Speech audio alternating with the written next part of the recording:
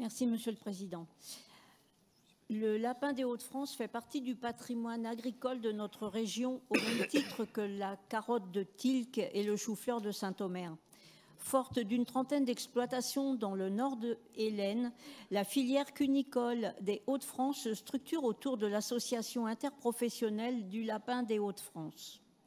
Depuis sa création en 1983, cette association a permis aux Hauts-de-France d'être reconnue comme 4e région de production nationale et de promouvoir la qualité de la viande de lapin à travers les marques locales Lapin des Hauts-de-France, Lapin du Ch'ti ou Lapin des Beffrois. Pour autant, depuis plusieurs années, les éleveurs de notre région font face à une crise profonde de la filière cunicole. En effet, la conjoncture économique leur a fait subir une augmentation drastique de leurs coûts de production imputable à la hausse du coût de l'énergie et des matières premières. À cela s'ajoute depuis 10 ans une crise sanitaire avec la recrudescence de la maladie hémorragique virale du lapin.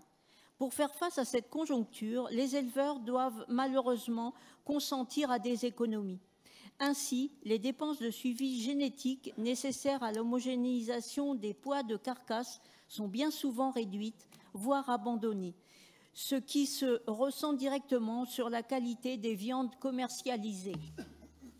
Je souhaite donc saluer la mise aux voix aujourd'hui d'une aide d'urgence qui permettra la prise en charge de 40% du montant des dépenses en achat de semences et de femelles de renouvellement.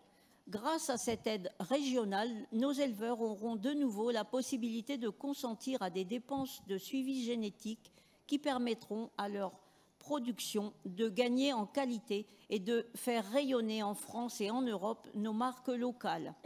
Pour toutes ces raisons, le groupe UDI votera bien évidemment en faveur de cette délibération.